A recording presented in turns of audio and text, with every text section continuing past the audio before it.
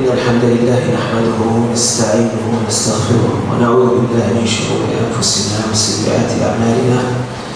من يهده الله فلا مضل له ومن يضلل فلا هادي له، وأشهد أن لا إله إلا الله وحده لا شريك له، له الملك وله الحمد وهو على كل شيء قدير، وأشهد أن محمدا عبده ورسوله، فاللهم صل عليه وعلى آله وصحبه الغر الميامين ومن تبعهم بإحسان إلى يوم الدين.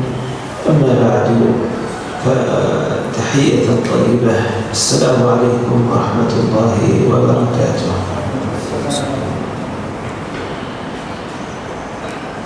كلامنا هو عن حال السلف مع القرآن، حال السلف مع القرآن. عنوان جميل جدا، ومسؤولية الكلام عن السلف الصالح أن يحتاج إلى وقت طويل، ولكن نأخذ نتفا ونبذا طيبة من أحوالهم لعلنا نقتدي بهم. نسأل الله سبحانه وتعالى العون والسداد والتوفيق.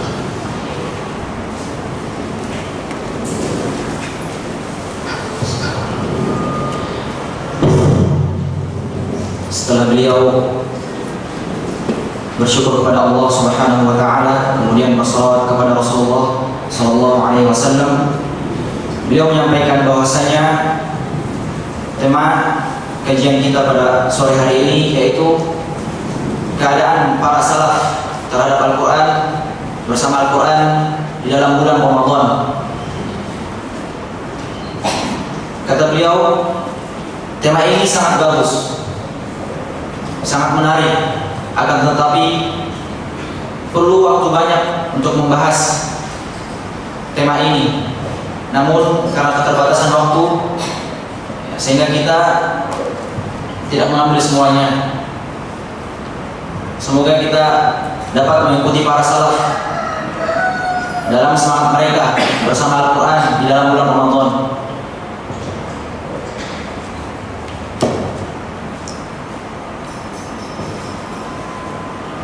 الله سبحانه وتعالى قد أنزل هذا القرآن على نبيه محمد صلى الله عليه وسلم. أنزل هذا القرآن في شهر القرآن وهو شهر رمضان الذي أنزل فيه القرآن هدى للناس وبينات من الهدى والفرقان. وكان نزول القرآن في أعظم ليلة من ليالي شهر رمضان، وهي ليلة القدر. إنا أنزلناه في ليلة القدر، وما أدراك ما ليلة القدر، ليلة القدر خير من 1000 شهر. Nah, Allah menurunkan Al-Quran Al-Karim kepada Nabi Muhammad SAW di bulan yang penuh keberkahan, yaitu di bulan Ramadan. Kemudian diturunkan juga di malam yang sangat mulia, yaitu di malam Lailatul Qadar, yang dimana kita tahu malam Lailatul Qadar lebih baik dari 1000 bulan. بعث الله سبحانه وتعالى والنبي صلى الله عليه وسلم وأنزل عليه هذا القرآن كي ينشر هذا الدين. وأوحي إلي هذا القرآن لأنذركم به ومن بلغ.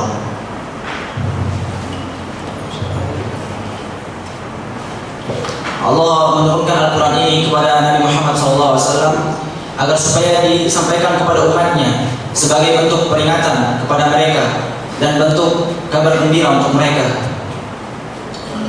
وأنزل عليه هذا القرآن ليخرج الناس من ظلمات الكفر والشرك إلى نور الإيمان والتوحيد. قال جل وعلا: كتاب أنزلناه إليك. لماذا؟ لتخرج الناس من الظلمات إلى النور بإذن ربهم إلى صراط العزيز الحميد. Dan Al-Quran pun diturunkan untuk memberi petunjuk kepada kita semua, kepada umat Islam, agar keluar dari kegelapan, agar keluar dari kesyirikan, menjauhi kesyirikan menuju pengetahuan dan ilmu serta keterangan. لذلك أيها الإخوة الكرام عناية السلف الصالح بالقرآن الكريم لا تكفي هذه الكلمات التي ننثرها على أسماعهم، عناية فائقة. يشعر من يقرأ سيرهم مع القرآن الكريم خصوصا ومع الاقتداء والاهتداء بالنبي صلى الله عليه وسلم عموما يشعر أنه مقصر في طاعة الله سبحانه وتعالى. فنسأل الله سبحانه وتعالى أن يرفق بنا وأن يلطف بنا. Perhatian salafus saleh kepada Al-Quran sangatlah besar. Jika kita melihat bagaimana kesungguhan mereka dengan Al-Quran, kita akan merasa sangat kurang, sangat lalai terhadap Al-Quran dibandingkan apa yang mereka lakukan dengan Al-Quran. ذلك كان الحسن البصري رحمه الله يقول: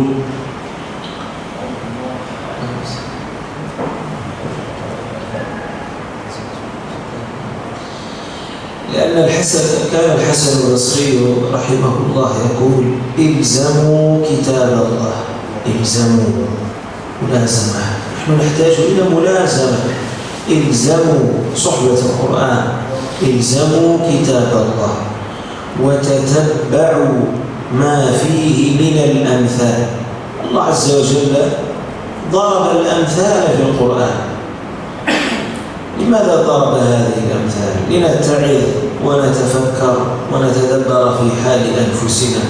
لذلك قال: إلزموا كتاب الله وتتبعوا ما فيه من الأمثال وكونوا فيه من أهل البصر. لا بد أن تبصر هذه الأمثال، لا تقرأ القرآن لأجل الأجر فقط. هذا هو أصبح حالنا للأسف الشديد، حال كثير من المسلمين. حال كثير منهم لا يقرأ القرآن، هجر القرآن، والذي يقرأ منهم القرآن أصبح يقرأ فقط للأجر. نعم يقرأ القرآن ولكن الإشكالية أنه فقط يقرأ لأجل الأجر، لا لكي يتدبر المعاني وبعد التدبر يأتي العمل. Nah, Imam Hasan Al-Basri mengatakan, teruslah membersamai Al-Quran, renungilah kisah-kisah di dalamnya, ambil pelajaran di dalamnya. Jangan hanya mengharapkan pahala saja ketika membaca Al-Quran, akan tetapi tadabburilah makna-maknanya dan berusaha untuk mengamalkan isi-isinya. نعم. ثم قال رحمه الله: رحم الله عبدا عرض نفسه وعمله على كتاب الله، يعني يعرض نفسه وعمله على كتاب الله عز وجل، فإن وافق كتاب الله حمد الله عز وجل الحمد لله وسأله الزيادة، وإن خالف كتاب الله أعتب نفسه، عاتب نفسه ورجع من قريب، يعني ثاب إلى الله سبحانه وتعالى عن ذاك العمل الذي يخالف كتاب الله سبحانه وتعالى. فتأمل طريقة السلف في التعامل مع كتاب الله، يقرأ كتاب الله ولكن على أن هذا الكتاب هو مخاطب به. هذا الكتاب الآيات التي تتلوها هي خطاب لك أيها المسلم. Kemudian beliau juga mengatakan, Imam Hasan Al-Basri berkata, semoga Allah merahmati orang yang berusaha mengamalkan isi Al-Quran, orang yang berusaha mengamalkan isi-isinya. Apabila amalannya sesuai dengan apa yang diperintahkan Allah, apa yang dimaksudkan oleh Allah, ia memuji Allah. Akan tetapi apabila amalannya, ia merasa amalannya jauh dari perintah Allah, maka ia langsung merasa bersalah. Semoga Allah merahmati orang tersebut, kata Imam Hasan Al-Basri. فأول ما ينبغي علينا أيها الإخوة الكرام هو السلف رحمهم الله آمنوا بهذا الكتاب، آمنوا بالقرآن، آمنوا بالقرآن وصفاته، امتثلوا قول الله عز وجل يا أيها الذين آمنوا آمنوا بالله ورسوله والكتاب الذي نزل على رسوله. امتثلوا هذا الأمر، لأن النبي صلى الله عليه وسلم قال الإيمان أن تؤمن بالله وملائكته وكتبه ورسله واليوم الآخر وتؤمن بالقدر خيره وشره. إذن عليك أن تؤمن بهذا القرآن الكريم بأنه كلام الله، وأنزلنا إليك الكتاب بالحق مصدقا لما بين يديه من الكتاب ومهيمنا عليه. فالقرآن أمين على الكتب المتقدمة، مهيمن على الكتب السابقة التي مضت. Nah, para salaf dahulu, para salafus soleh mengimani Al-Quran, yaitu mengimani bahwasanya Al-Quran betul-betul diturunkan oleh Allah Subhanahu wa Ta'ala. Kemudian Al-Quran pun meliputi seluruh kitab-kitab yang datang sebelum Al-Quran, ya. Dan para salaf pun dahulu sangat berusaha untuk menjalankan seluruh perintah yang ada dalam Al-Quran. Sebagaimana Allah berfirman, Ya ayyuhalladzina amanu aminu billahi wal kitabil ladzi nazzala ala rasulih.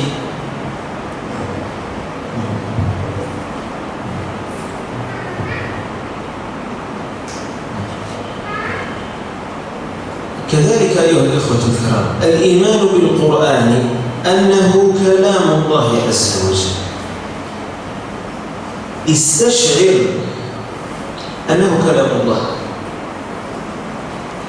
ليس القرآن فقط، القرآن هو كلام الله غير مخلوق، منه بدأ وإليه يرجع.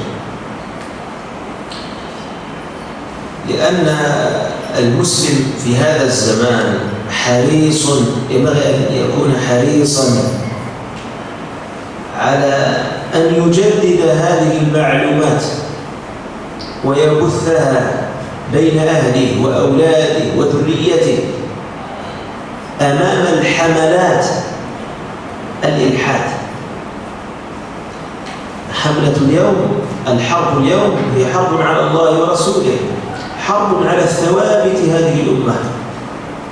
أصبحنا نسمع الواحد المسلم يشك أن هذا القرآن، وهو مسلم يشك، يدخله الشك إن كان هذا القرآن من عند الله، فيشك في القرآن الكريم، يشك في آية الله سبحانه وتعالى. وهذا لماذا؟ لأنه لم يؤمن بالقرآن. فعلينا أن نجدد، أن نتعامل أنه القرآن خلاص أنه كتاب مقدس، كتاب من الكتب خلاص، كتاب الله. لا، هل علمت ولدك ما معنى أنه كتاب الله؟ أن هذا كلام الله عز وجل، أن هذا غير مخلوق، أن هذا متواتر، أن هذا لا ريب فيه ولا شك فيه. هذا يثبت فؤاد المسلم على دين الإسلام، هذا يجعله يقرأ القرآن وله ثقة بالقرآن. فكيف بالمسلم إن كان يشك أو دخله شيء من الريب أن الذي يتلوه صحيح أو غير صحيح؟ هذا خرم إيمانه والعياذ بالله. لأن الإيمان هو التصديق الجازم، ليس تبحث هل القرآن نعم صحيح أو أنزل على الرسول صلى الله عليه وسلم، لأن هذا من الحملات اليوم على كتاب الله سبحانه وتعالى. يتعاملون مع القرآن على أنه نص تاريخي، فلتحذروا أيها الإخوة الكرام. وهذا ما لمسته هنا في إندونيسيا، يعني من هذا الفكر السيء المنحرف الذي يبث في طلبة العلم، على أنهم يعاملون القرآن على أنه نص تاريخي، فيعاملونه على هذا الأساس، ويأتون ويجربون هل هذا النص صحيح أو غير صحيح. هذا النص تاريخي أو ليس هذا وحي من عند الله، تكفل الله بحفظه، ليس كغيره من الكتب التراثية أو النصوص. هذا كتاب تكفل الله بحفظه، لم تحفظه أنت ولم أحفظه أنا ولا حفظه فلان أو فلان، وإنما كانوا أسبابا للحفظ. لأن الله عز وجل قال إنا نحن نزلنا الذكر وإنا له لحافظون. خلاص، لا تخشى على القرآن ولا تشك في القرآن الكريم. فمن هنا تبدأ العناية بالقرآن الكريم، أن نصلح حالنا مع القرآن من بداية الإيمان بالقرآن الكريم. Kemudian kita sebagai umat muslim harus mengimani bahwasanya Al-Quran adalah kalamullah, bukan makhluk sebagaimana yang diyakini oleh sebagian orang bahwasanya Al-Quran adalah makhluk. Ya, ini pemahaman yang keliru. Maka hendaknya kita sebagai muslim harus terus memperbaiki pengetahuan kita terhadap Al-Quran. Kita harus mengetahui pemahaman kita harus sesuai dengan pemahaman yang benar. Dan kita juga mengajarkan kepada keluarga-keluarga kita agar mereka tidak terjerumus kepada kesalahan. Dan kita juga harus memerangi pemahaman salah tersebut dengan cara kita menyebarkan kepada orang-orang awam bahwasanya Al-Quran adalah kalamullah dan bukan makhluk. Karena kita dapati sebagian muslim di zaman sekarang ini ragu akan kebenaran Al-Quran. Jika kita mengimani Al-Quran, kita akan mudah untuk membaca Al-Quran, kita akan mudah untuk mentadabburi makna-maknanya. Akan tetapi apabila kita ragu, maka kita akan sulit untuk membacanya. Kita akan malas, kita akan sulit untuk mentadabburi isi-isinya. Kita sebagai orang muslim hendaknya harus yakin dengan betul-betul yakin bahwasanya Al-Quran diturunkan oleh Allah, dan Allah yang berjanji, Allah yang menjaga Al-Quran tersebut. Sebagaimana firman-Nya, "Inna nahnu nazzalna dzikra wa inna lahu lahafizun." Bahwasanya kamilah yang menurunkan Al-Quran dan kamilah yang akan menjaga Al-Quran tersebut. لقد تحدى الله عز وجل بهذا القرآن الذي بين أيدينا نتلوه ليلا نهارا. وقع به التحدي، تحدى الله به الجن والإنس. لم يتحدى به قريش فقط، البعض يظن أنه قريش فقط، لا، تحدى به الإنس، من كانوا ومن سيكون. قل لئن اجتمعت الجن والإنس، وقع به التحدي، الله عز وجل هو الذي تحداه. قل لئن اجتمعت الإنس والجن على أن يأتوا بمثل هذا القرآن هل سيأتون بمثله؟ لن يأتوا بمثله أبدا.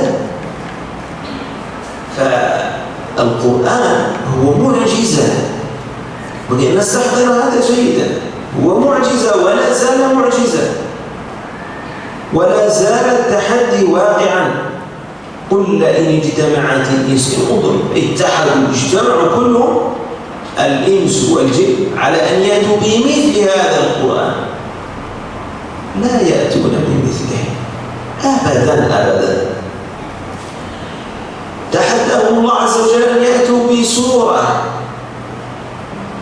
ما استطاعوا ولن يستطيعوا. فهذه المعاني، هذه بعض المعاني التي ذكرتها، أن القرآن كلام الله، القرآن كلام الله غير مخلوق، لا شك فيه، لا ريب فيه، متواتر، ووقع به التحدي. هذا يشعرك بعظمة، يشعرك بتعظيم هذا الكتاب حين تأتي كي تقرأ هذا الكتاب. لذلك السلف الصالح استحضروا مثل هذه المعاني، لذلك تجدهم يتلون كتاب الله ليل نهار. هذا هو الدافع الذي نحتاجه، هذا هو الحال الذي نريد أن نصنعه، أن نصلح حالنا مع القرآن ابتداء من هذه المعاني.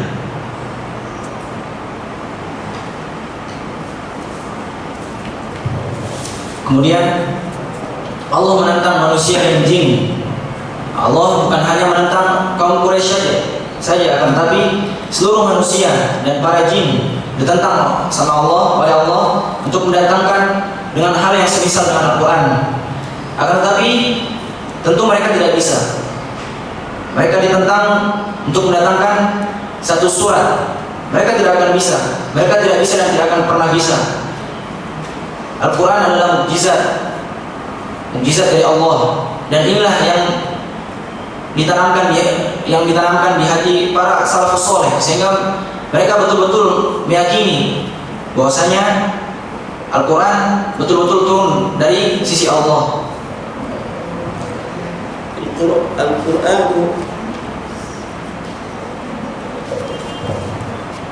Al-Quran kitabun mubarak, wa hadha kitabun anzalnahu mubarakun.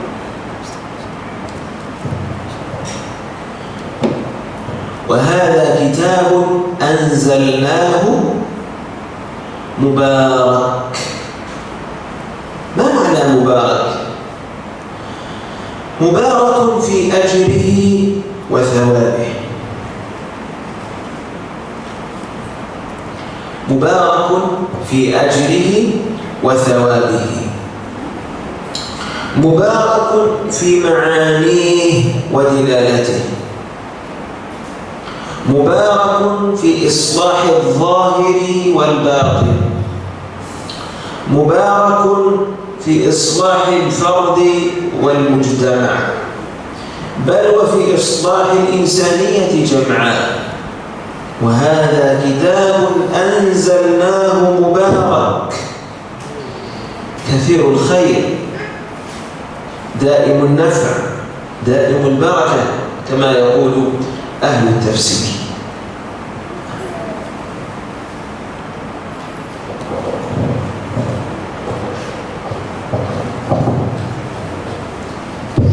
Nah, Al-Quran adalah kitab yang penuh berkah. Sebagaimana Allah berfirman, "Wa hadza kitabun anzalnahu mubarak." Inilah Al-Quran yang kami turunkan, yang penuh dengan keberkahan. Yang dimaksud dengan al-mubarak adalah mubarak fi ajrihi wa thawabihi, penuh berkah dalam pahalanya, penuh berkah di dalam makna-maknanya, penuh berkah dalam memperbaiki semua hal yang zahir dan yang batin, penuh dengan kebaikan dan senantiasa bermanfaat.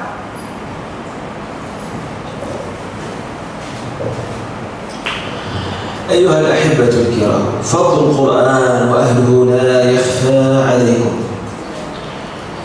لكن أشير إلى إشارات نعرج عليها إن شاء الله. النبي صلى الله عليه وسلم قال: خيركم من تعلم القرآن وعلمه. النبي صلى الله عليه وسلم أمرنا أن نقرأ القرآن. اقرأوا القرآن فإنه يأتي شفيعا يوم القيامة، شفيعا لأصحابه. يقال لصاحب القرآن: اقرأ وارقى وارتقي. الحديث هذه لا تخفى عليكم، بل لا أظن أن أي طالب قرآن يأتي يقرأ القرآن لابد من الذي دفعه إلى المجيء لكي يقرأ هي الآثار التي يسمعها وترغيب الخطيب للناس أن يقرأوا القرآن. لا أقول ألف لام ميم حرف، ولكن ألف حرف ولام حرف وميم، الأحاديث التي لا تخفى عليكم أيها الأحبة الكرام في فضل تلاوة القرآن الكريم. لكن أيها الأحبة الكرام، السلف الصالح هذه الخيرية أثبتها لهم النبي صلى الله عليه وسلم: خير الناس قرني ثم الذين يلونهم ثم الذين يلونهم. فخيريتهم ثابتة، والخيرية لا تنقطع عن هذه الأمة والذين اتبعوهم بإحسان. الخيرية لا تنقطع. البعض ممكن يشتق يقول: ما شاء الله الصحابة كانوا مع النبي صلى الله عليه وسلم، الصحابة من خير الناس. تريد أن تكون من خير الناس، عليك بالقرآن. خيركم من تعلم القرآن وعلمه. الخير لا تنقطع، وما ربك بظلام للعبيد. القرآن أيها الأحبة الكرام، أكتفي بهذا الحديث: إن الله يرفع بهذا القرآن، كتاب المصحف هذا الذي نقرأه، الله عز وجل قال: إن الله يرفع بهذا القرآن أقواما ويضع به آخرين، وينزل به الآخرين بهذا القرآن. فالقرآن قائدك إلى الجنة وقائدك إلى النار. القرآن إما أن يرفعك وإما أن ينزلك، فاحذر فاحذر. القرآن كم رفع من شخص، كم من إنسان فقير وهو مولى عبد ذليل رفعه الله سبحانه وتعالى.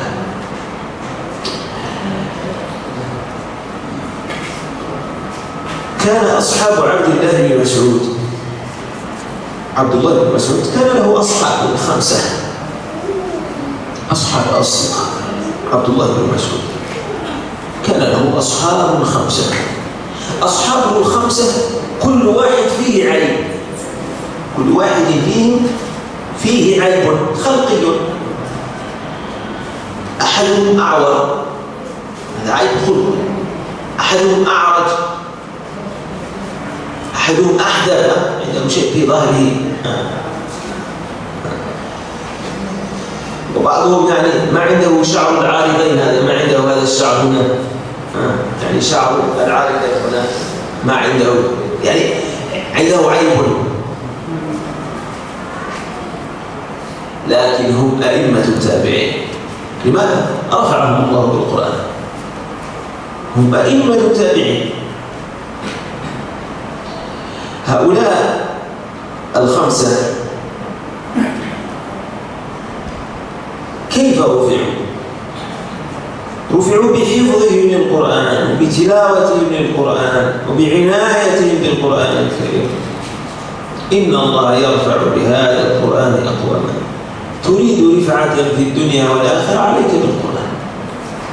لا تنتظر أن يرفعك المسؤول الفلاني ولا الرئيس الفلاني ولا الوزير الفلاني أو فلان ابن فلان ابن يرفعك. من يرفع هو الله. الذي يرفعك هو الله عز وجل. هذا المسؤول وهذا فلان وفلان هو سبب من الأسباب. الذي يرفع ويخفض هو الله. الذي يبسط الرزق ويضيق عليه هو الله عز وجل. فتعلق بالله، لا تتعلق بالأشخاص.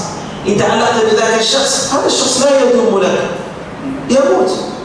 الحي الذي لا يموت هو الله. لذلك كانت أعظم آية في القرآن هي آية الكرسي. الله لا إله إلا هو الحي القيوم لا تأخذه سنة ولا نوم له ما في السماوات وما في الأرض. ما في السماوات، كل ما تريده اطلبه من الله. كل ما في هذا الكون هو ملك لله.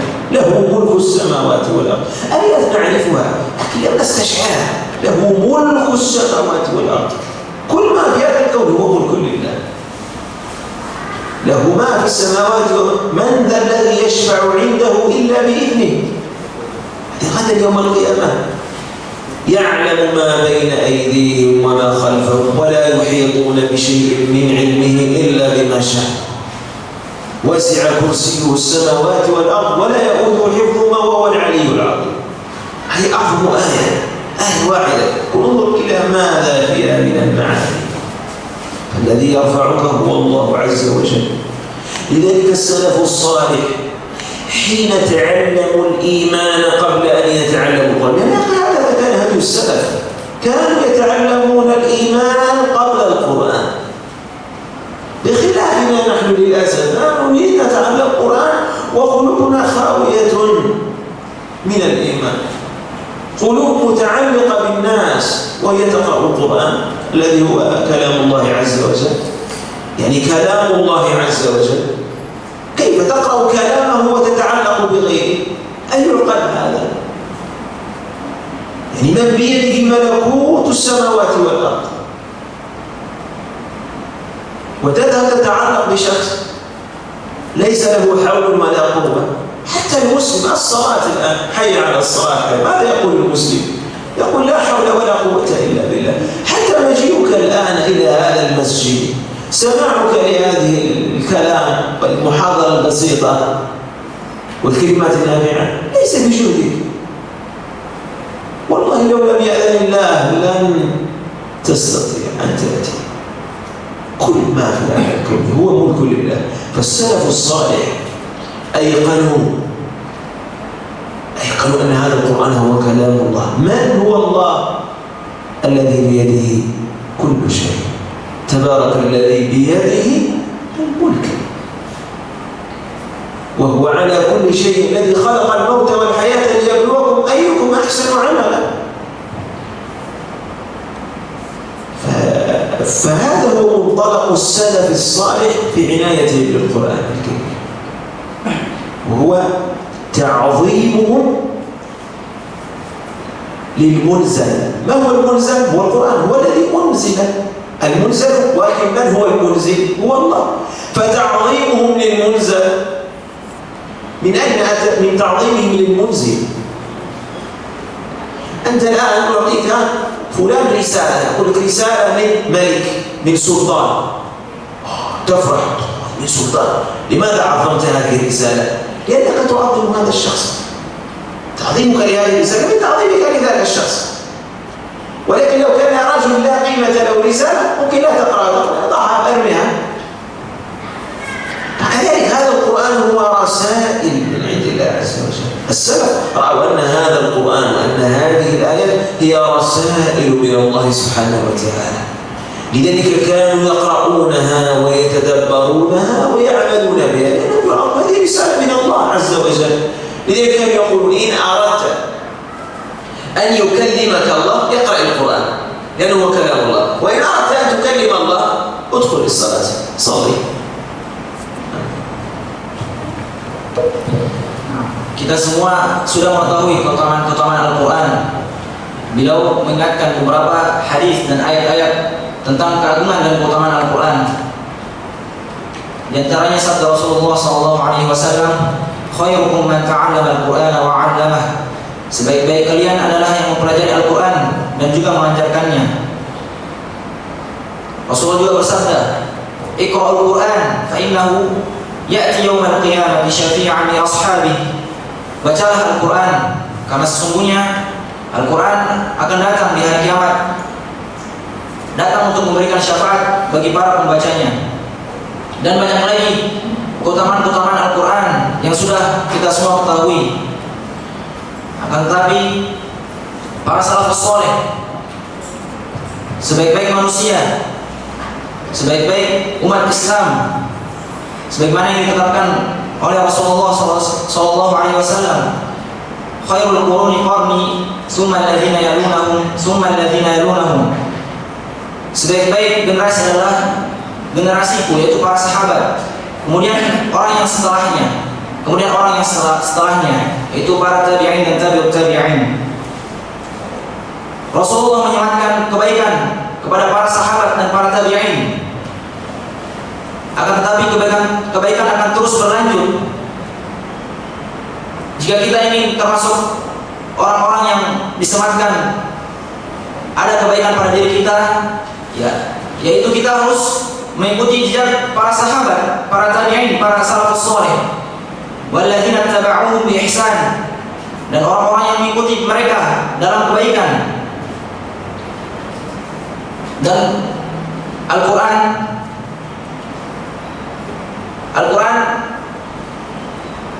bisa membawa kita kepada surga, bisa juga Al-Quran membawa kita kepada neraka. Al-Quran memuliakan sebagian kaum dan merendahkan sebagian kaum yang lain. Inna Allah yarfa'u bihadzal Quran aqwaman wa yad'u bihi akharin.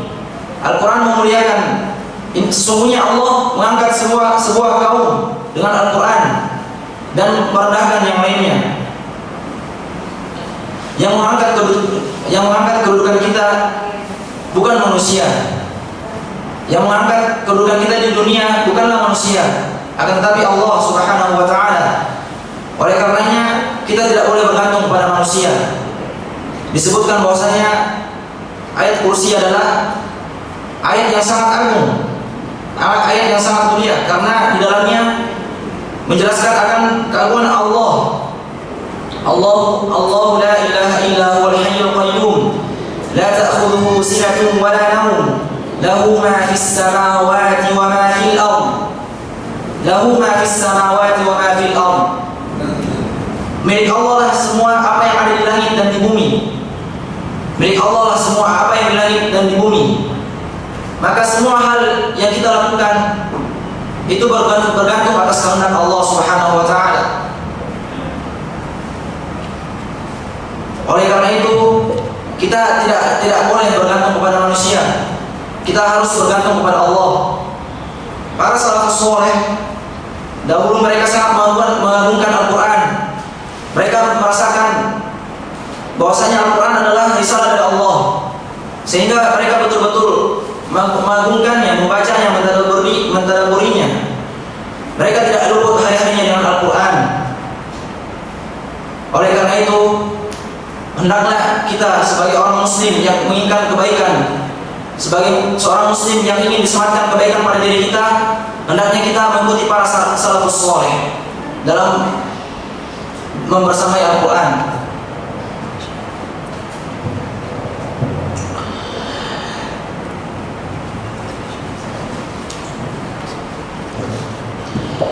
أيها الأحبة الكرام، السلف الصالح كانوا يوصون أنفسهم وبعضهم بتلاوة القرآن الكريم. Dahulu para salafus saleh saling menasihati untuk membaca Al-Quran Al-Karim. وصية أبي سعيد الخدري، وأقتصر على الشاهد فقط، أقتصر على الشاهد يعني هي وصايا طويلة فيها كثير ولكن نقتصر على ما يعني يفيدنا هنا.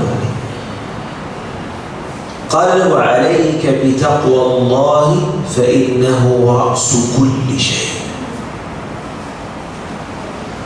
هذه وصية أبي سعيد الخدري، إلى أن قال له: وعليك بذكر الله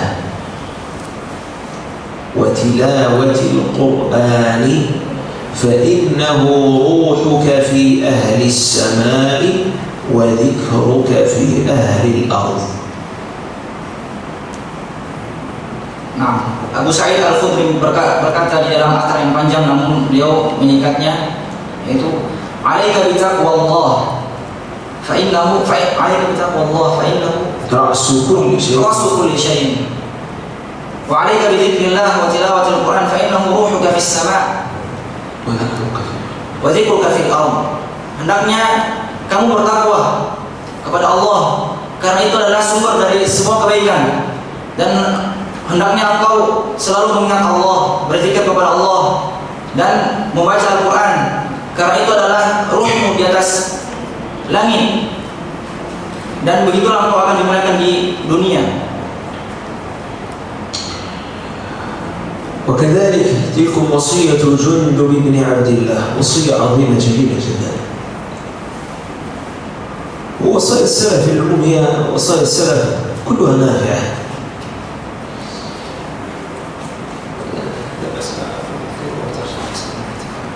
قال: أوصيكم بتقوى الله، يعني طلبوا منه وصية، يعني مشوا معه قالوا: أوصنا يا جندب.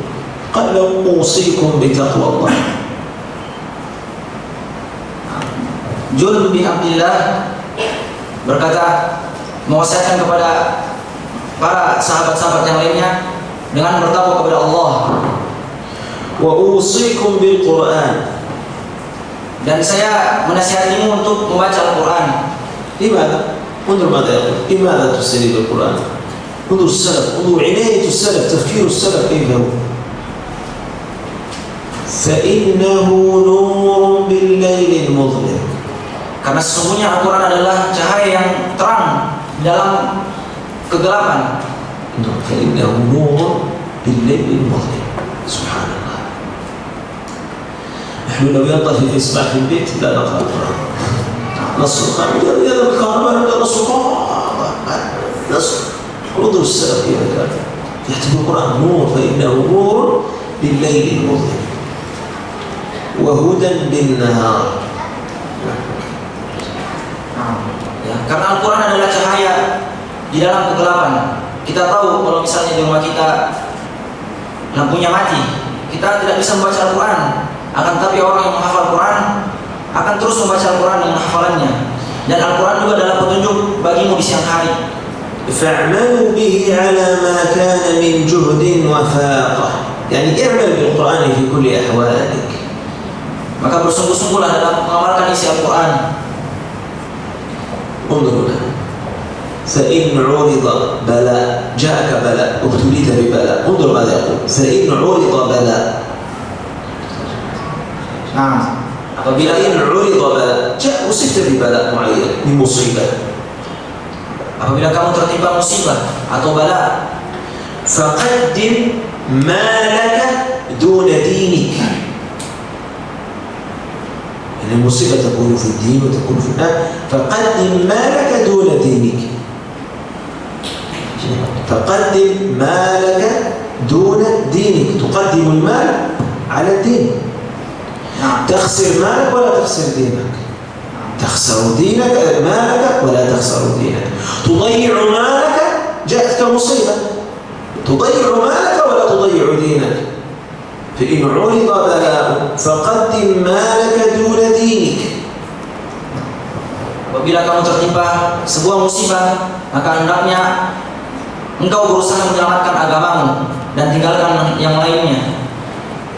فإن تجاوز البلاء فقدم، يعني زاد البلاء،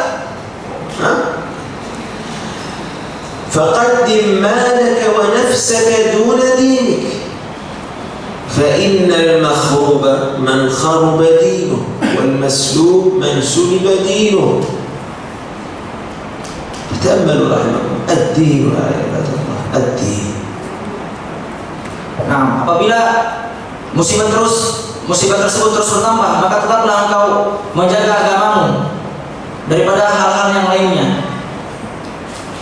لذلك السلف الصالح كانت لهم همة في تعليم كتاب الله سبحانه وتعالى، كانت لهم همة عالية. كان عمر بن الخطاب هو الموجه العام، المشرف العام، الموجه العام لمعلم القرآن، لأن عمر بن الخطاب هو الذي حثهم على أن يتركوا أوطانهم وينتشروا في أصقاع بلاد الإسلام ليعلموا المسلمين كتاب الله سبحانه وتعالى. Dahulu salafus saleh punya tekad yang sangat kuat untuk mengajarkan Al-Quran. Umar bin Khattab adalah orang yang sangat tegas dalam mengajarkan Al-Quran tersebut. فالسلف الصالح عليهم رحمة الله فقهوا الخيرية، فقهوا الخيرية، كانوا يتأملون ما يخرج من فم النبي صلى الله عليه وسلم. نعطي مثال بسيط، خيركم من تعلم القرآن وعلمه. أين من هو كم يتعلم القرآن؟ المسلمين الآن سواء في إندونيسيا ولا غير إندونيسيا، هل كل أولاد المسلمين يتعلمون القرآن الآن؟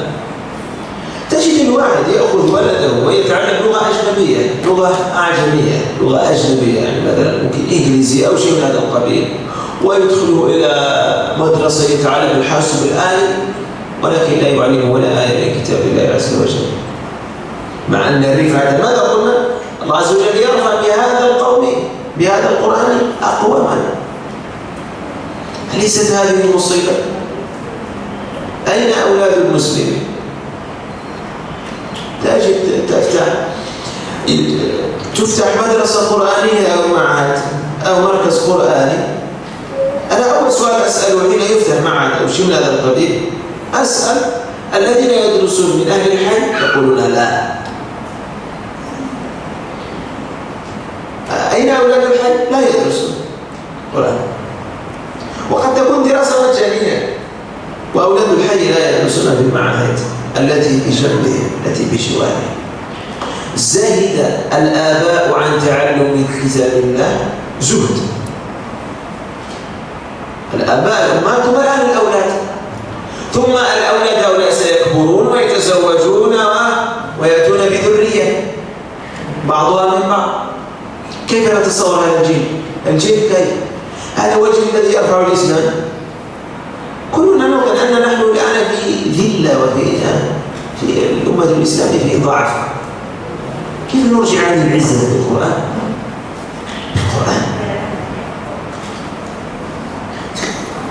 فعلينا أيها الإخوة الكرام أن نصلح حالنا مع القرآن، نصلح التعامل مع كتاب الله عز وجل.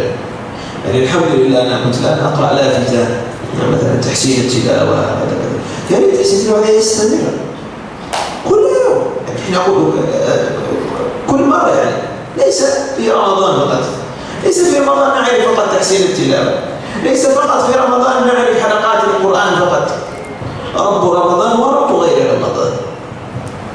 فهذا يعني أن نحسن التعامل مع كتاب الله.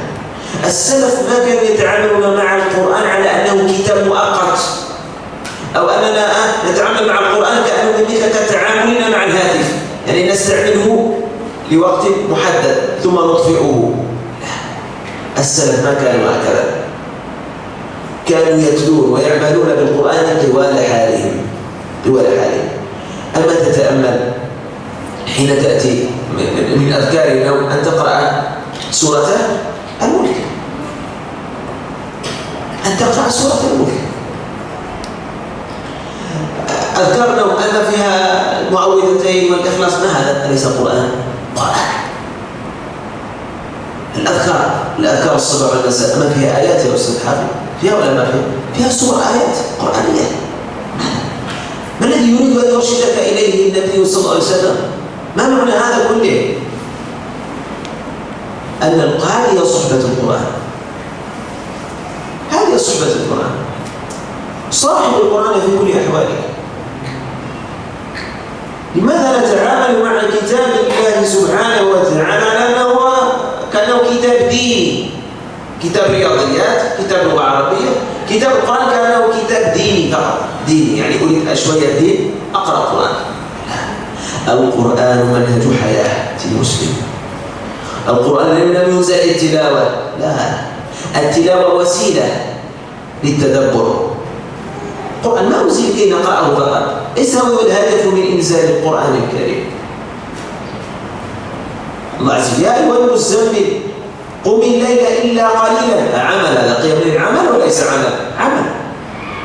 قم الليل إلا قليلا نصفه أو انقص منه قليلا أو زد عليه ورتل القرآن ترتيلا إنا سنلقي عليك قولا ثقيلا إن ناشئة الليل هي أشد وطئا وأشد إلا. حين نتعامل مع كتاب الله سبحانه وتعالى على أنه رسالة من عند الله، رسالة من عند الله سبحانه وتعالى، لا نتعامل مع كلام الله عز وجل على أنه كلام مؤقت. احذر هذا. التعامل مع القرآن وتعامل مع صفة من صفات الله. أليس القرآن كلام الله؟ أليس الكلام صفة من صفات الله سبحانه وتعالى؟ السمع أليس صفة من صفات الله عز وجل؟ السميع البصير الغفور الرحيم. هل المسلم يعتقد أن الله يغفر في وقت ولا يغفر في وقت؟ لا. لذلك دائما يكون لابد أن يكون دائما استغفار، ليس فقط يستغفر في الليل ولا يستغفر في النهار، يستغفر في رمضان يتوب في رمضان ولا يتوب في غير رمضان. لا، الذي يغفر الذنوب يغفر في رمضان وفي غير رمضان، في كل وقت، لأنها صفة. كذلك الله عز وجل البصر، إن الله بما تعملون بصير. الله عز وجل يبصر أعمالنا دائما، أنه يبصر في النهار لا، حاشا لله، يعني تعالى الله عن ذلك. وإنما لقد سمع الله قول الذين قالوا إن الله فقير ونحن أغنياء. نسبوا إلى الله شيئا، يعني نقص لله سبحانه وتعالى. لذا أيها الأحبة الكرام، حين نتعامل مع القرآن أنه كلام الله، صفة من صفاته، أعظم شرف. فاذكروني أذكركم. هذه كفى بها شرفا، أنك حين تذكر الله يذكرك. قل لي أين تجد هذا؟ لا تجده لا في اليهودية ولا في النصرانية ولا في البوذية، والله لن تجده في أي دين إلا في دين الإسلام. فاذكروني أذكركم. مجرد تذكر الله يذكرك ربك الذي تعصيه، ربك الذي تبارزه بالمعصية، ربك الذي أنت مقصر في طاعته. ومع ذلك حين حين تفتح كتاب الله عز وجل وتذكره يذكرك. أي رحمة، أي رحمة، يعني تصور تبارز ربك بالمعصية، تبارزه، تعرف أن المعصية وتفعلها متعمدا، ومع ذلك لا يأخذك في حينها الحلم. ومع ذلك حين تفتح المصحف أو تذكر الله تقول سبحان الله، لحدثك مجرد تذكر يذكرك. فحين تستشعر عظمة من تعظم هذا الكتاب. هذا أعظم كتاب على وجه الأرض، بل لا يوجد أفضل من كلام الله في الدنيا أجمع. لو خيرت هل تؤتى القرآن أو تؤتى المال؟ القرآن خير من المال، العلم خير من المال، لأن المال تحرسه أنت، أما العلم هو الذي يحرسه.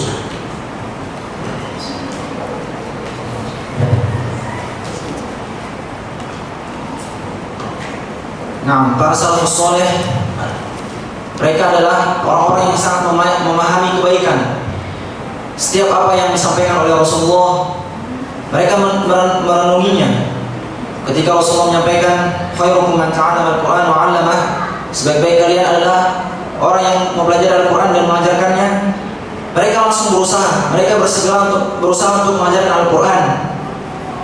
Mereka berusaha dengan semaksimal mungkin untuk mengajarkan Al-Quran, mengajarkan kepada kaum muslimin.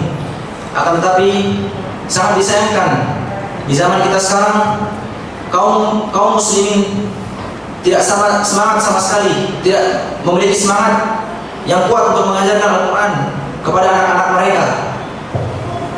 Terkadang kita temui di negara kita di Indonesia banyak pesantren-pesantren Al-Quran, pesantren-pesantren yang fokus mengajarkan Al-Quran. Akan tetapi sebagian warga yang tinggal di dekat pesantren itu tidak menginginkan anaknya, tidak memasukkan anaknya ke pesantren tersebut. Mereka lebih memilih memasukkan anaknya ke sekolah-sekolah umum untuk mempelajari ilmu-ilmu dunia. Kita sekarang berada dalam kehinaan dan kelemahan. Maka sepatutnya kita sebagai kaum muslimin terus memperbaiki keadaan kita dengan Al-Quran, terus memperbaiki muamalah kita dengan Al-Quran. Saat kita bermuamalah dengan Al-Quran, jangan kita bermuamalah seperti halnya HP, digunakan ketika dibutuhkan saja. Akan tetapi ketika kita sudah selesai dengan dari hajat kita meninggalkannya. Waliyadzubillah. Al-Quran diturunkan bukan hanya untuk dibaca, akan tetapi kita diperintahkan untuk mentadabburinya juga. Tilawah atau membaca Al-Quran hanyalah wasilah untuk tadabbur, sedangkan tujuan utama dari diturunkannya Al-Quran yaitu untuk diamalkan juga. Maka hendaknya kita berusaha terus membaca Al-Quran, mengingat Allah. Fadhkuruni azkurkum. Ketika kita terus mengingat Allah, dan sebaik-baik zikir adalah membaca Al-Quran. Ketika kita terus mengingat Allah, Allah akan mengingat kita, Allah akan memudahkan seluruh urusan kita. Tidak ada hal yang mulia dibanding Al-Quran. Tidak ada sesuatu yang mulia melebihi Al-Quran. Apabila kita disuruh pilih, disodorkan harta dan Al-Quran, kita tidak akan memilih harta, akan tapi kita harus memilih Al-Quran. Karena harta kita yang menjaganya, sedangkan Al-Quranlah yang menjaga kita. لذلك أيها الأحبة الكرام، السلف الصالح كانوا يخشون على أنفسهم من هجر كتاب الله سبحانه وتعالى. السلف الصالح حاله مع القرآن لم يكن حال هجر للقرآن، لا هجر تلاوة ولا هجر عمل. Salafus soleh dahulu sangat takut untuk meninggalkan Al-Quran, takut untuk tidak membacanya. Mereka ingin terus membaca Al-Quran, mereka ingin terus bersama Al-Quran. ما هجروا حفظه وما هجروا تلاوته وما هجروا العمل به. Mereka tidak meninggalkan membaca Al-Quran dan tidak meninggalkan untuk menghafal Al-Quran dan berusaha untuk mengamalkan Al-Quran. لذلك السلف الصالح كانوا يوصون بعضا بتلاوة القرآن كما مر معنا، لأن النبي صلى الله عليه وسلم قد ذكر أن الذي ليس في جوفه شيء من القرآن كالبيت الخارب، ليس معمورا. فالبيت الخارب خارب ما فيه شيء، ليس في جوفه شيء من القرآن. يقول الله يعني تحزن تسأل مسلم كم تحفظ من القرآن؟ يقول لا تجد جزء ولا تجد، نصف جزء ولا تجد. لماذا؟ وسنه 30 سنة 40 سنة 50 سنة. يا رجل أيتها المرأة أيها الرجل 40 سنة ماذا كنت تفعل؟ ماذا كنت تفعل 40 سنة 50 سنة 60 سنة تسأله كم تحفظ القرآن؟ لا يحفظ شيئا. إذا أنت كالبيت الخارب، ليس في جوفك شيء من كتاب الله سبحانه وتعالى. Nah, oleh karena itu para salafus saleh sangat menasihatkan untuk membaca Al-Quran. Rasulullah SAW menyebutkan bahwasanya hati yang kosong dari Al-Quran bagaikan rumah yang terbakar, seluruh isi-isinya lenyap, rumahnya menjadi kosong. Dan sangat disayangkan betapa banyak kaum muslimin di zaman sekarang yang sudah berumur akan tetapi belum bisa membaca Al-Quran. Betapa banyak kaum muslimin di zaman sekarang tidak memiliki hafalan walaupun hanya setengah juz atau kurang darinya. Oleh karena itu hendaknya kita terus bersemangat dalam membaca dan menghafal Al-Quran. لذلك ربنا قال أفلا يتدبرون القرآن. فالمسلم مطلوب أن يتدبر كتاب الله سبحانه وتعالى. تدبر هذا القرآن، كيف حفظ كيف وصل إلينا هذا القرآن الذي تقرأه الآن؟ تفتح المصحف، تفتح الجوال تجد المصحف، كيف وصل إليك؟ وصل بحفظه في صدور الرجال ثم حفظ في الصدور. الأول حفظ في الصدور. فعلينا أن لا نعتمد فقط نقول المصحف مكتوب لنا، لا يا أخي، علم ولدك القرآن، حفظ ولدك القرآن. من أراد الدنيا فعليه بالقرآن، ومن أراد الآخرة ومن أراد هواء فعليه بالقرآن. القرآن كله خير، لن تندم أبدا أن تعلم ولدك القرآن. دعك من الدنيا وملذاتها، الرزق سيأتيك وما من دابة في الأرض إلا على الله رزقها، رزقك مكفول. إن كتب الله تكون من أهل الأغنياء والله ستكون من الأغنياء، كتب عليك الفقر ستبقى فقيرا إلى أن تلقاه. وإنما اشتغل بكتاب الله سبحانه وتعالى. السلف الصالح كانوا يختمون كل ليلة، كل ليلتين، كل سبع، كل شهر، يعني ختم بالليل وختم بالنهار. وقد فصل بهذا الإمام النووي في كتابه التبيان في آداب حملة القرآن. يعني لا أطيل على الإخوة الكرام بسرد الآثار التي تبين ذلك، الخلفاء كيف كانوا الراشدون. يعني أحوال السلف عجيبة مع القرآن، ولكن إذا عرف السبب خلاص العجب يذهب، خلاص ما تتعجب.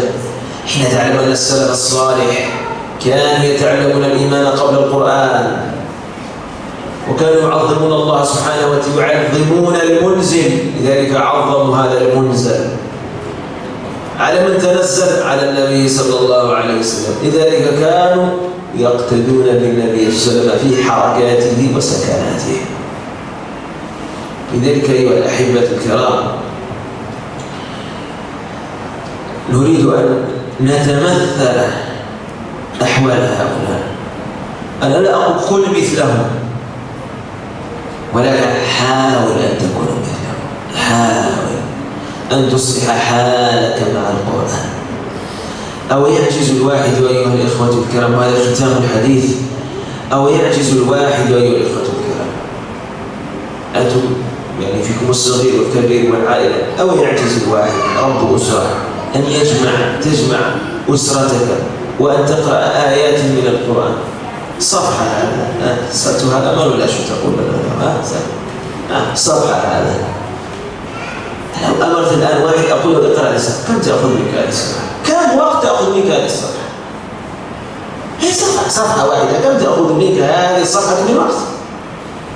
أو تعجز أن تجلس مع زوجتك وأولادك في العائلة وتستيقظ صباحا تصلي بعد الصلاة تقرأ، كم تأخذ؟ لا تقول لي أعمل، كم تأخذ منك هذه الصفحة تقرأها مع، لا أقول لك أنا كل واحد يقرأ صفحة، يقرأوها بآية والآخر آية، أكملوا هذه الصفحة جماعة، هذا يقرأ آية أو يقرأها جماعة، أو يقرأ هذا الآية الأولى والثانية الثالثة ونقرأها، يكتب 7 أفراد كل واحد يقرأ آية، إذا كانت الصفحة فيها 10 آيات وأنتم 7 اقرأ. كم تأخذ منك وقت؟ والله لا تأخذ وقت كثير. كم تأخذ منك وقت؟ كيف نجتمع على الأكل، نجتمع على الشرب، اجتمعنا على كل شيء مباح. لا أتكلم على من يجتمع على الأمر الحرام، هذا لا أنا أتكلم عن هذا. نجتمع على الأكل، نجتمع على الشرب، نجتمع على سماع بعض القصص، بعض الروايات، بعض المزاهدة، ولا نجتمع على كتاب الله. ماذا يأخذ بك حين تستيقظ صباحا وتجمع ولو قبل الفجر؟ إن قرآن الفجر كان مشهودا، القرآن تشهده الملائكة. كم يأخذ الفجر إذا كان الآن الفجر 4:30 أظن، حدود 4:30، ما يضرك أن توقظ أولادك على 4 و4:15، ربع ساعة قبل الفجر، قبل أذان الفجر، وتجمعهم على تلاوة كتاب الله سبحانه وتعالى. حين تأتي إلى العمل أما تستطيع قبل الظهر، العصر، مغرب، عشاء، عند النوم أكلتم الحمد لله كل ذلك، أما تستطيع أن لعلها آخر ليلة تجتمع بها مع أولادك فاجتمعت على ذكر. ابدأ يومك بالقرآن واختمه بالقرآن. يا أخي لا تقول أنا مشغول وأنا أعمال وعندي دوام في الصباح وما عندي وقت. يا أخي ابدأ يومك بالقرآن واختم يومك بالقرآن. في أيام الإجازة، يوم الأحد ناس تأخذ إجازة، نفكر في كل شيء، أين نقضي إجازاتنا، أين نذهب، أين، ولكن لا نفكر أين نقرأ القرآن. يعني تفكيرنا جعلنا القرآن هو آخر ما نفكر فيه، ولكن السلف كانوا لا، السلف الصالح كانوا أول شيء هو كتاب الله سبحانه وتعالى. لذلك النبي صلى الله عليه وسلم في الجنائز كان يقدم أكثره حفظا لكتاب الله سبحانه وتعالى. فعظم هذا القرآن الكريم، لأن هؤلاء حين نقول السلف الصالح صلحهم من أين؟ بالقرآن الكريم. إن كنت تكون حقا تكون مثل السلف الصالح، كن في اعتقادهم وفي سلوكهم وفي تعاملهم مع كتاب الله سبحانه. لا تقول أنا أتبع على السنة والجماعة وأنت بعيد عن نهجهم في تعاملهم بكتاب الله سبحانه وتعالى. وهذا الكلام لا أنزه نفسي أننا كلنا مقصرون أيها الإخوة الكرام، فهذا الكلام كله وتذكرة لي ولكم أن نصلح حالنا مع كتاب الله سبحانه وتعالى، خاصة والعشر الأواخر لم يبقى لها إلا ساعات، أقل من ساعة وندخل في العشر الأواخر من رمضان، فاغتنموها في كتاب الله سبحانه وتعالى، واختموا القرآن ختمات وختمات. لا تقل لا أستطيع، استعن بالله سبحانه وتعالى سيعينك الله عز وجل، فربك كريم، ربك مطلع على ما في القلوب على ما في الصدور. ما عليك إلا أن تحسن الظن بربك. أحسن الظن بالله أنك تختم ولو كل ليلة ختمة، كل ليلتين، كل 3 ليال، سيعينك الله سبحانه وتعالى وسيبارك لك في وقتك ويهيئ لك الأسباب. أسأل الله سبحانه وتعالى أن يعيننا على ذلك. أكتفي بهذا وصلي وسلم على رسول الله. سبحانك وبحمدك، نشهد أن لا إله إلا أنت، استغفرك وأتوب إليك. Allah Ta'ala berfirman, "Afala yatadabbaruna al-Qur'an?" Tidakkah mereka mentadabburi Al-Qur'an? Maka hendaknya kita sebagai orang muslim, kita harus terus mentadabburi Al-Qur'an. Kita harus memahami bagaimana Al-Qur'an itu dihafal, bagaimana Al-Qur'an itu sampai kepada kita saat ini. Ajarkanlah anak-anak kita untuk membaca Al-Qur'an, ajarkanlah mereka untuk menghafal Al-Qur'an. Barang siapa yang menginginkan dunia, maka hendaknya dia mempelajari Al-Qur'an, membaca Al-Qur'an, mengamalkan isi Al-Qur'an. Dan barang siapa yang menghendaki akhirat, maka hendaknya dia membaca Al-Qur'an dan mengamalkan isinya. Sibukkanlah diri-diri kita dengan Al-Qur'an. Dahulu para salafus saleh menghatamkan Al-Quran di dalam 7 hari, di dalam 3 hari, atau di dalam 1 hari. Bahkan dalam 1 hari sebagian mereka ada yang menghatamkan sebanyak 2 kali, yaitu Imam Asy-Syafi'i. Mereka menghatamkan Al-Quran di siang dan malam. Kita tidak diperintahkan untuk mengikuti, kita tidak diperintahkan untuk berbuat seperti apa yang dilakukan oleh salafus saleh. Akan tetapi kita diperintahkan untuk terus berusaha mengikuti jejak mereka. Bagaimana mungkin kita bisa lama ketika kita bertemu untuk makan-makan atau ngobrol, kita betah untuk berlama-lama. Akan tetapi ketika kita membaca Al-Quran, kita terasa sangat cepat futur dalam membaca Al-Quran. Padahal untuk menghabiskan 1 halaman hanya beberapa saat saja, hanya beberapa menit.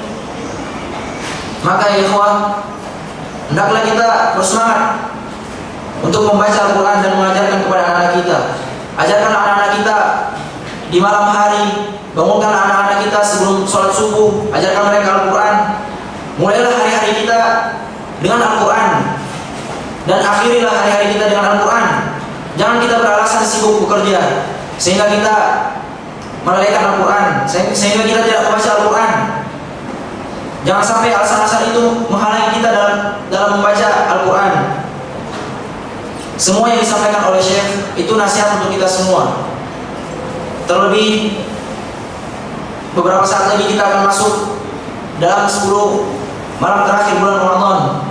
Maka hendaknya kita lebih bersemangat lagi memperbaiki niat kita, usaha kita dalam mentadabburi Al-Quran, dalam membacanya. Usahakan kita semua, hendaknya kita semua berusaha untuk menghatamkan Al-Quran dengan beberapa kali khatam, terutama di 10 malam terakhir bulan Ramadan. Beliau berdoa semoga Allah memudahkan kita dalam mentadabburi Al-Quran, dalam memahami Al-Quran, kemudian memudahkan kita dalam memperbanyak dalam membaca Al-Quran, dalam membantu kita dalam mengamalkan isi-isi Al-Quran. Itu yang beliau sampaikan. Lebih dan kurangnya mohon dimaafkan.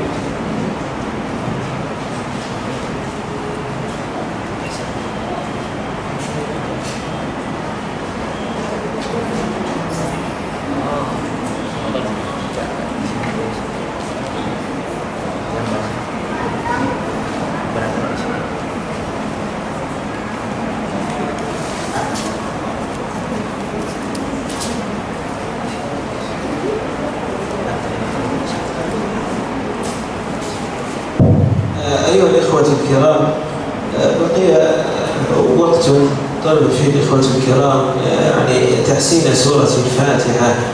والفاتحة أم الكتاب، والفاتحة بها تصح صلاتك، ويجب على المسلم أن يعتني بها في التلاوة، وأنه واجب عليه أن يحسنها. فنفتح المجال للإخوة الكرام، يعني من يريد أن يحسن فعليه أن يقرأ ولا يستحي. فأنت مأجور الذي يقرأ القرآن ويتتعتع فيه وهو عليه شاق، فله أجران، يعني ستنال 2 أجر واحد وأجر 2. فلا تستحي أيها المسلم، أنت مأجور بإذن الله سبحانه وتعالى. فنفتح المجال ولا تستحوا أيها الإخوة الكرام. يعني كان زمان الطالب هو الذي يذهب إلى الشيخ وإلى القارئ ويصح تلاوته، الآن يعني أتى إليك. بارك الله فيك.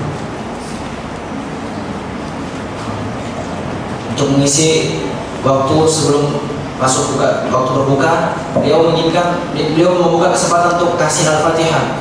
Karena sebagaimana kita tahu bahwasanya Al-Fatihah ini adalah rukun sholat. Sholat kita tidak sempurna kecuali dengan surat Al-Fatihah. Maka hendaknya kita semua berusaha untuk memperbaiki kualitas bacaan kita, terutama bacaan surat Al-Fatihah. Dan beliau mempersilahkan membuka untuk umum, siapa saja boleh membaca, dan tidak perlu kita untuk malu-malu ya, karena ini kebutuhan kita.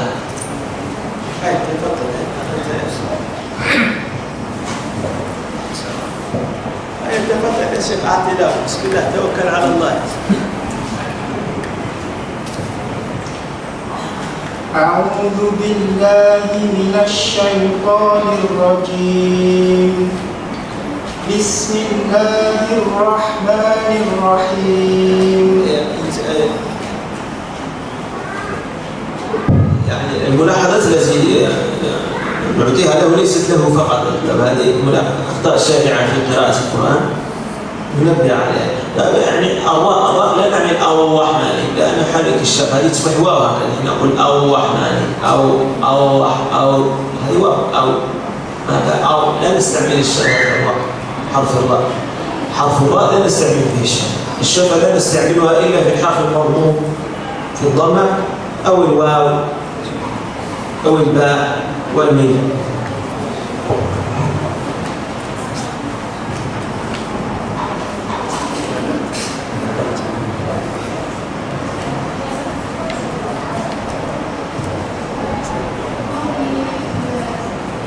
Jadi catatan-catatan yang beliau sampaikan selama tahsin itu bukan hanya untuk yang orang membacanya saja, tapi untuk semuanya. Catatan untuk semua hadirin. Beliau tadi punya catatan ketika kita membaca huruf ra, mulut bibirnya tidak boleh dimenungkan. Bibir dimenungkan ketika membaca huruf waw saja atau huruf yang berharakat dhammah. Adapun selain huruf-huruf itu maka tidak dimenungkan. Bukan au tidak dimenungkan, tapi dibuka biasa. Ar-Rahman.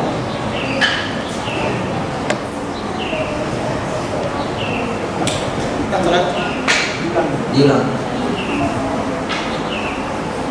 Bismillahirrahmanirrahim. Alhamdulillahi Rabbil Alamin. Ar-Rahman. Oh, tidak dimenungkan. ما تستعمل شيء أو معنى من أو الرحمن الرحيم مالك يوم الدين إياك نعبد وإياك نستعين. انتبه نستعين ما نقول لك الشباب تصبح مين نستعين لمين نستعين ما تقول لك الشباب نقول لك الشباب تصبح مين هذه مين نستعين الدين نستعين اهدنا الصراط وإياك. Nah, jadi kalau mengucapkan huruf nun, mulutnya tidak ditutup. Jadi kalau ditutup, kalau misalnya nasta'in, jadi nggak ditutup mimnya, bibirnya nggak ditutup, mulutnya nggak ditutup. Kalau ditutup nanti jadinya seperti huruf mim. Nasta'in, nasta'in, nasta'in. Jadi tetap dibuka, tidak ditutup hurufnya. Ihdinas siratal mustaqim siratal ladzina an'amta 'alaihim ghairil maghdubi 'alaihim غير المغضوب. قف، لا بأس تقف صراط الذين أنعمت عليهم. ما عندك نفس طويل لا بأس تقف، ما في إشكال. Kalau tidak punya nafas panjang, nggak apa-apa, berhenti dulu, wakaf dulu. صراط الذين أنعمت عليهم غير المغضوب عليهم ولا الضالين.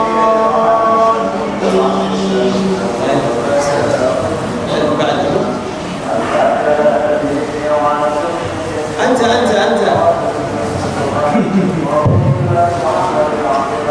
أعوذ بالله من الشيطان الرجيم.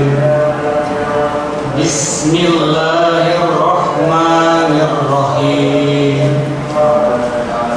الحمد لله رب العالمين. الرحمن الرحيم. مالك يوم الدين. إياك نعبد وإياك نستعين. إياك نعبد وإياك نستعين. اهدنا الصراط المستقيم. صراط الذين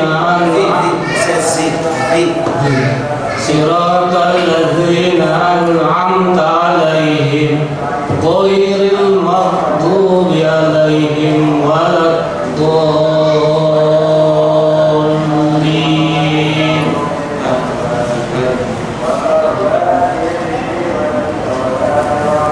أيها الأخوة الكرام، نحن مسلمون يا أيها الأخوة الكرام. نحن من أهل الإسلام. أهل الإسلام شعارهم تلاوة القرآن. اتلوا القرآن في بيوت أذن الله أن ترفع ويذكر فيها اسمه. المساجد ما بنيت إلا لتلاوة القرآن والذكر. Kita semua umat muslim, syiar kita adalah Al-Quran. Jadi kita harus nggak perlu malu-malu ketika membaca Al-Quran, terus memperbanyak membaca Al-Quran, terutama di rumah Allah. لا تقل لا أعرف. اتلو القرآن ربك كريم. اتلو القرآن ربك كريم. Tetaplah baca Quran, jangan bilang saya tidak tahu baca Quran. Bacalah terus, karena Allah Maha Mulia, Karim, Rabbuna Al-Karim.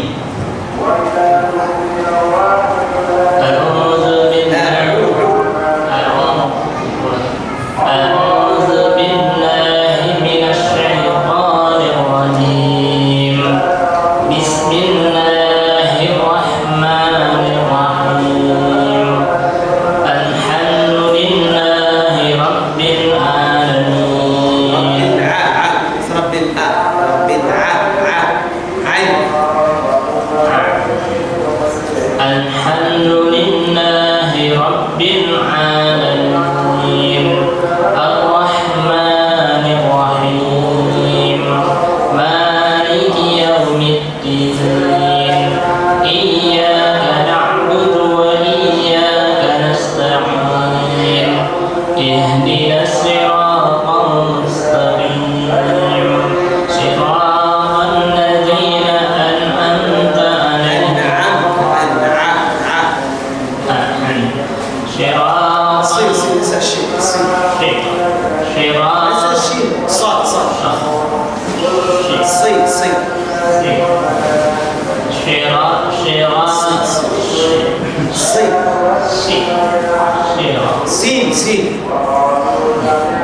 Coba huruf sin, si. Coba huruf sin biasa, sin. Nanti ditebalkan. Nanti ditebalkan. Si. اهدنا الصراط اهدنا الصراط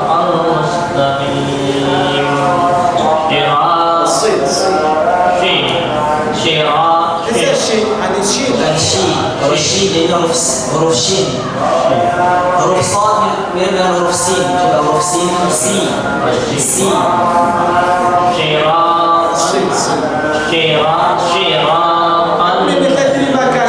terima kasih عندكم terima kasih si hati si jalan Katanya huruf sin dulu, si nanti ditebalkan. sebentar terima kasih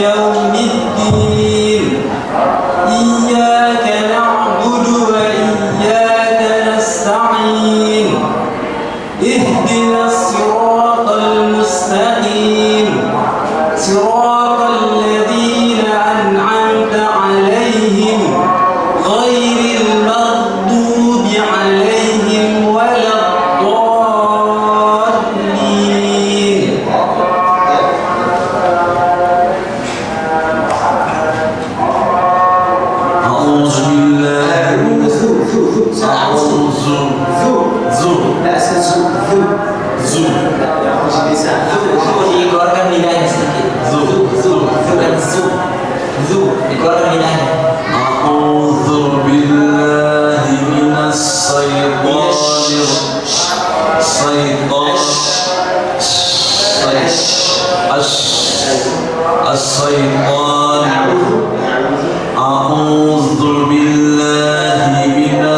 syaitonir rajim.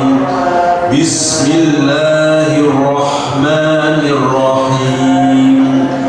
Alhamdulillahi rabbil alamin. Ar-Rahmanir Rahim. Maliki yaumiddin. Iyyaka na'budu wa iyyaka nasta'in. Ihdinas siratal mustaqim. Siratal ladzina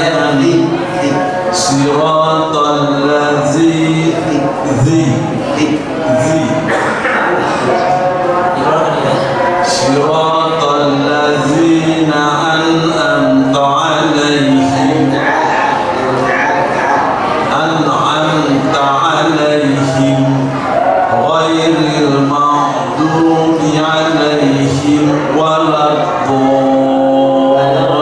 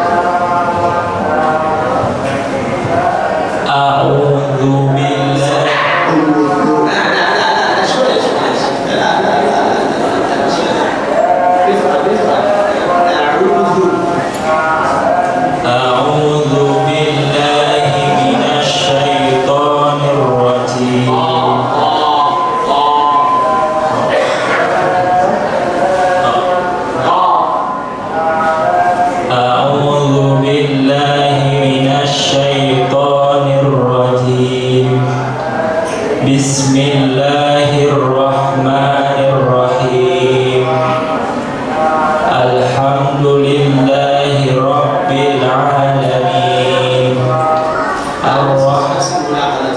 عالمين أنت سليم أقول الشفاء. Alhamdulillahi Rabbil Alamin. Ar-Rahmanir Rahim. Maliki Yaumiddin. Maliki Yaumiddin. Iyyaka na'budu wa iyyaka nasta'in. Ihdinas siratal mustaqim. Siratal ladzina an'amta 'alaihim ghairil maghdubi 'alaihim waladdallin.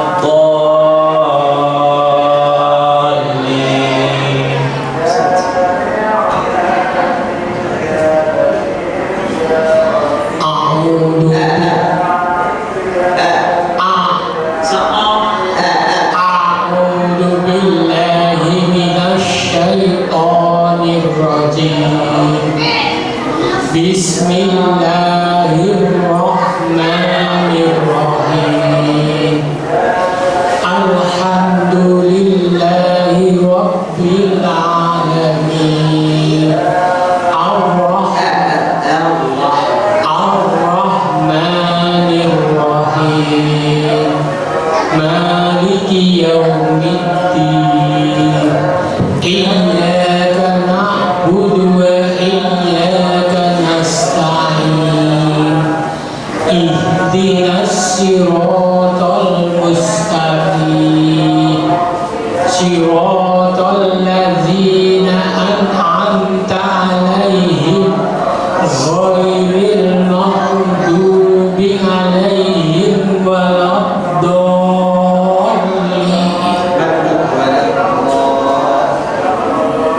صراط الذين ولا الضالين.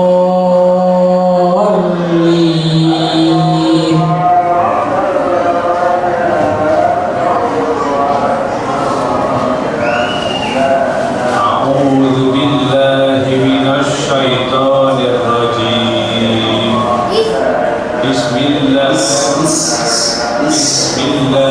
الرحمن الرحيم. بسم الله الرحمن الرحيم.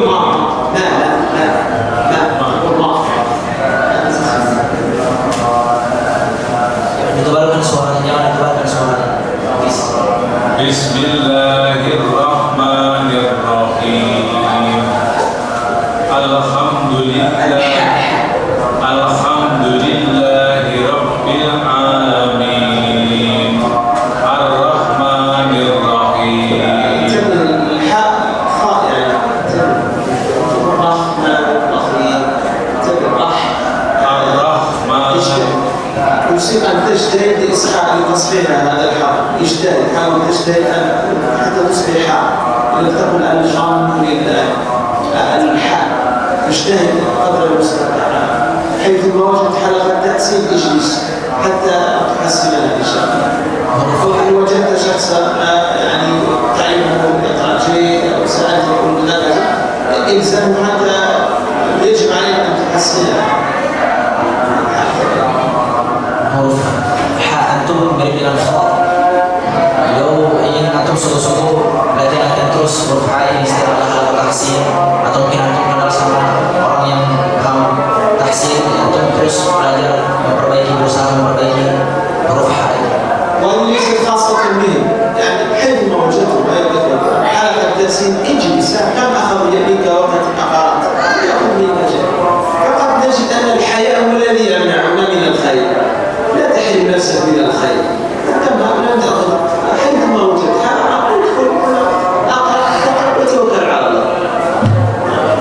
Nasihat ini untuk kita semua. Setiap kita mendapati hal tahsin, ya kita harus seharusnya ikut, sepatutnya kita ikut. Ya kita memperbaiki huruf kita. Dan terkadang orang tidak ikut hal itu karena malu. Ya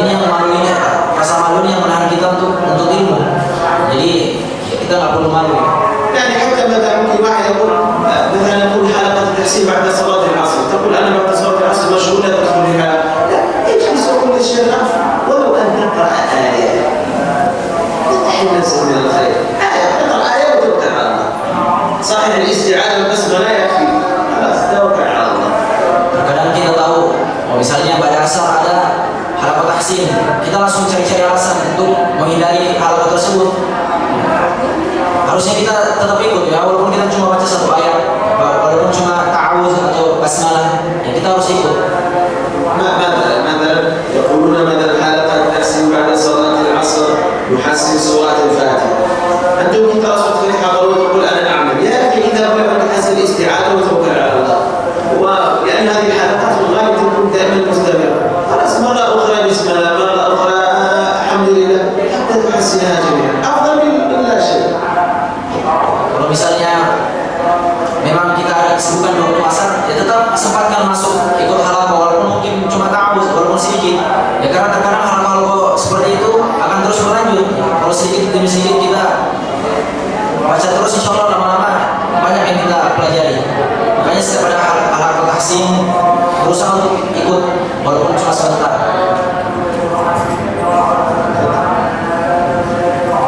Alhamdulillahi Rabbil Alamin Ar-Rahmanir Rahim Maliki Yawmiddin Iyyaka na'budu wa iyyaka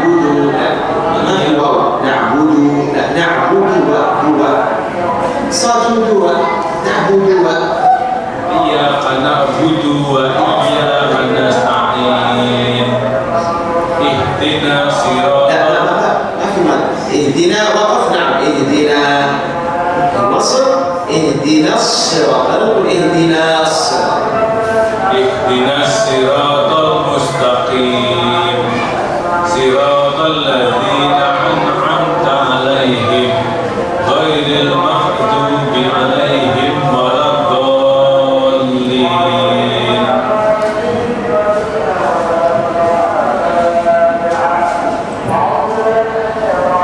Bismillahirrahmanirrahim.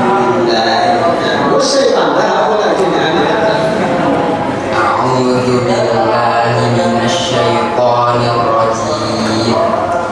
بسم الله الرحمن الرحيم.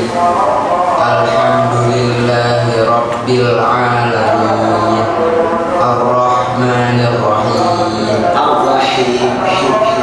الرحيم مالك يوم الدين الرحمن الرحمن الرحيم مالك يوم الدين إياك نعبد وإياك نستعين اهدنا الصراط المستقيم صراط الذين أنعمت عليهم غير المغضوب عليهم ولا الضالين.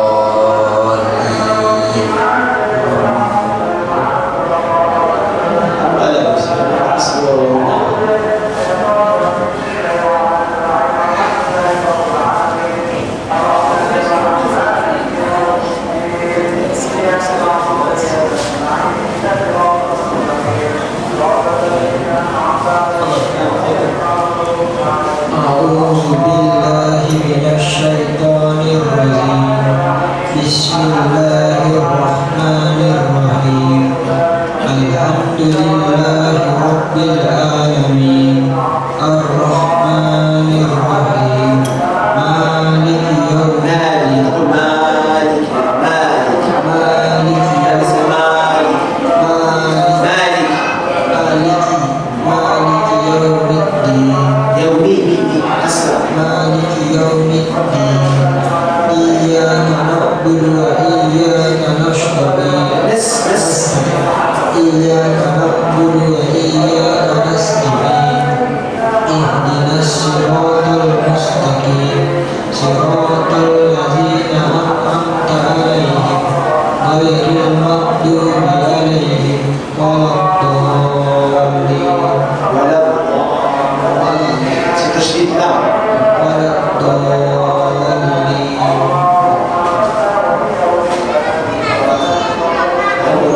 الصلاة أعوذ بالله من الشيطان الرجيم بسم الله الرحمن الرحيم الحمد لله رب العالمين الرحمن الرحيم مالك يوم الدين مالك يوم الدين إياك نعبد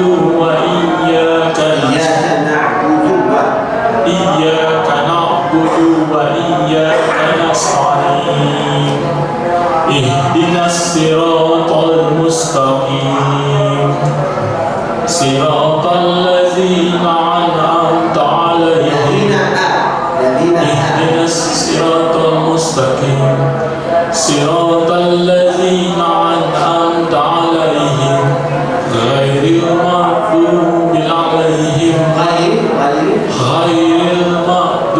عليهم ولا الضالين.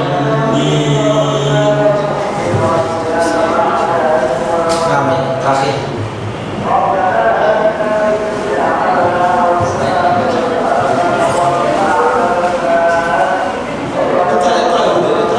Ayo, nggak apa-apa dibaca. Al-Fatihah. أعوذ بالله من الشيطان الرجيم بسم الله الرحمن الرحيم بسم الله الرحمن بسم الله الرحمن بسم الله بسم الله بسم الله الرحمن الرحيم الحمد لله رب العالمين الرحمن الرحمن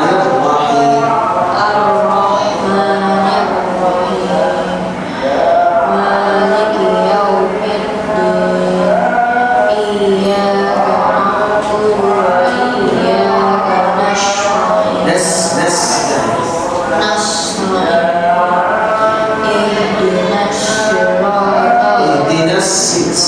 اهدنا الصراط المستقيم صراط الذين أنعمت عليهم غير المغضوب عليهم ولا الضالين.